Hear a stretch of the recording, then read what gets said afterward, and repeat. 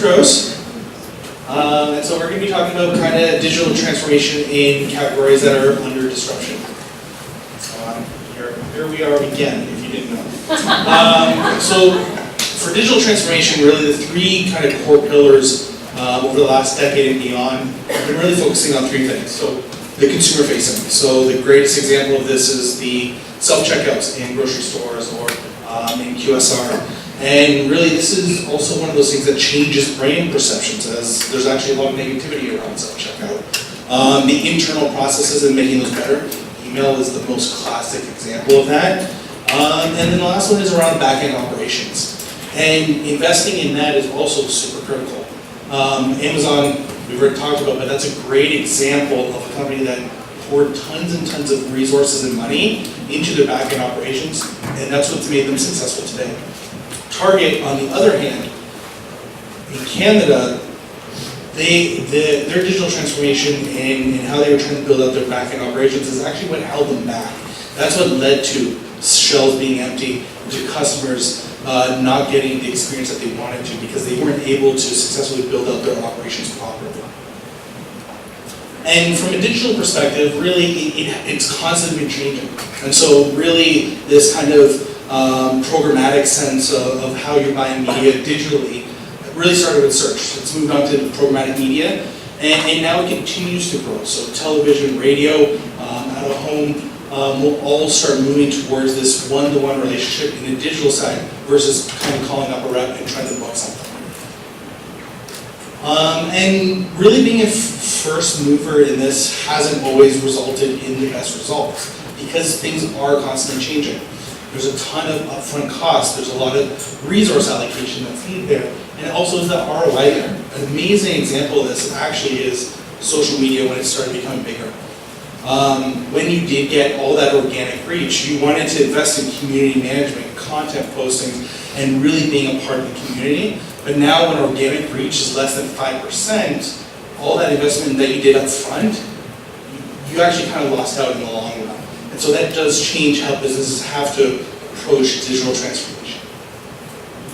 And the next real big wave that's going to come is around voice.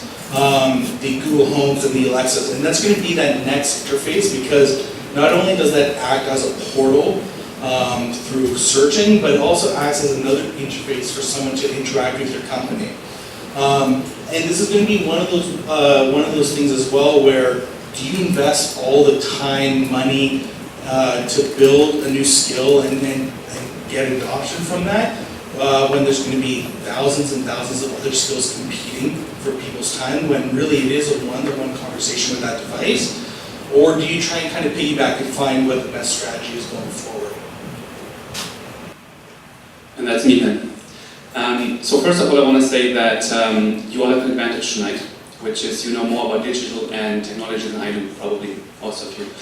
So I'm going to add a little bit of knowledge from the CPG industry to that and see how we can learn from each other. So first of all, those who don't know who Reckitt Benckiser, Reckitt and Benckiserman is, it's called Reckitt Benckiser, or RB, and it's a consumer goods company, headquartered in England. You see some of the brands. In Canada, our biggest brands are Finish, Lysol, and Airwick. And then we have the health business, where the leading brand is Fil. Before we talk about digital transformation, I actually want to talk about digital disruption to our industry. When you look at the performance of consumer goods, really when you look at the last few decades, it was an industry that had delivered significant growth, profits, and also shareholder value.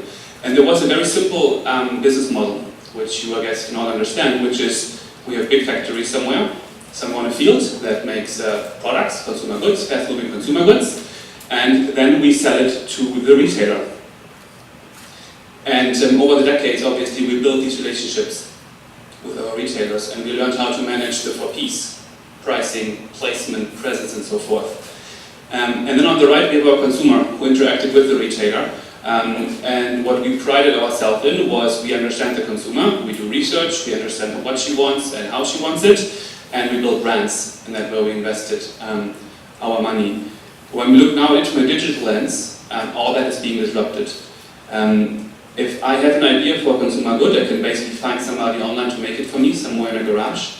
I don't have to go to a retailer anymore. I can sell it online, I can sell it D2C. And I also don't need to invest big into TV advertising anymore. I can do a lot of other stuff that is probably more efficient and that can be afforded by smaller budgets. So what you see across the globe in many categories is that the small brands are the ones that are actually winning share and not the big guys anymore. And that is really coming through that digital disruption that is happening at one of those points in the chain, in the different spots depending on the category and the player. But that's really what we are facing.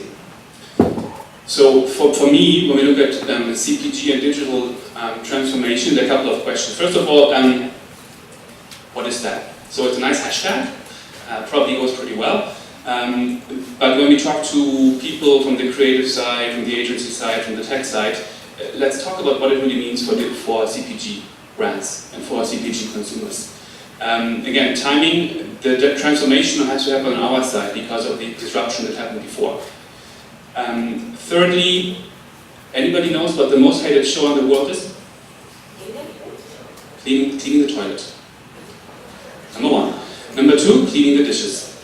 And very happy to let you know that we have two brands taking care of these chores. And if you have a mail order problem, or want to set some people in the mood at home, we also have a brand for that. But really, when you talk about cleaning the toilet or cleaning the dishes, how can you help the consumer with any of the pain points in that process? Through digital.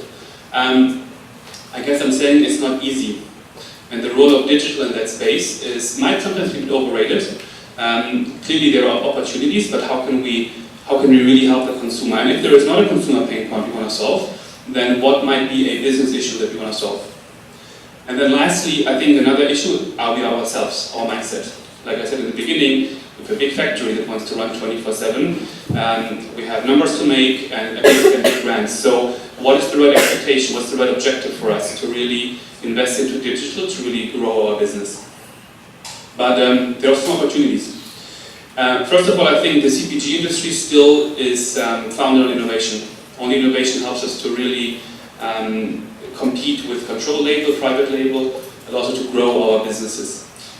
Digital opens up the opportunity to really extend into other ecosystems, into other platforms, into other systems. I'll give you one example that we developed on the health side. That product, for example, is launched in some of our markets under a brand called Nurofen, which takes care of fever for children. It comes with a patch that, for example, tracks continuously the fever in your baby and gives you tips and tricks what to do. Clearly a big concern for first-time parents. Channel-specific innovation. There are obviously certain economics that you want to hit with your product. So how can you innovate in these channels to really be addressing the needs of that?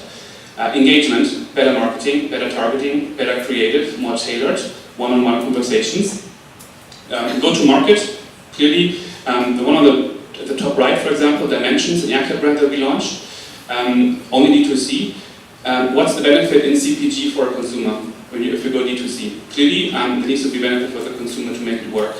In the space of fragrance, the role of customization and personalization is quite an important one. And then data insights. Like I said in the beginning, the CPG industry is very proud about the consumer insights we have and the learnings we have. But obviously, in most cases, it's claimed behavior. It's claimed purchases, it's claimed insights. Through data, we can really learn about how actually consumers behave in our ecosystems with our products and so forth. And what this has done for these brands is really it's magnified the role that a brand plays versus a retailer. So really this focuses around four things. The importance of your own assets.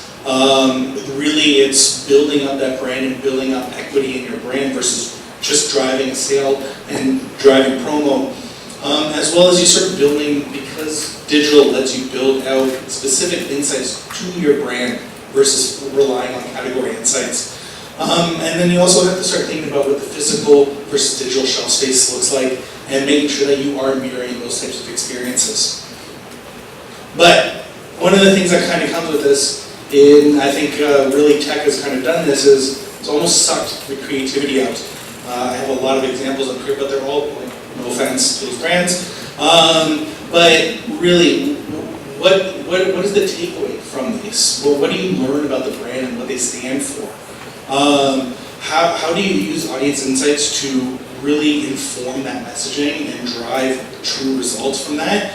And really the other thing too is the overthinking of targeting. Like the amount of times I've been involved in something where there's 30 different targeting segments, when really the overlap between those is probably 70 to 80%. And so really, while technology has made things a lot better, it's also overly complicated things and really taking away the creativity from media. That's it.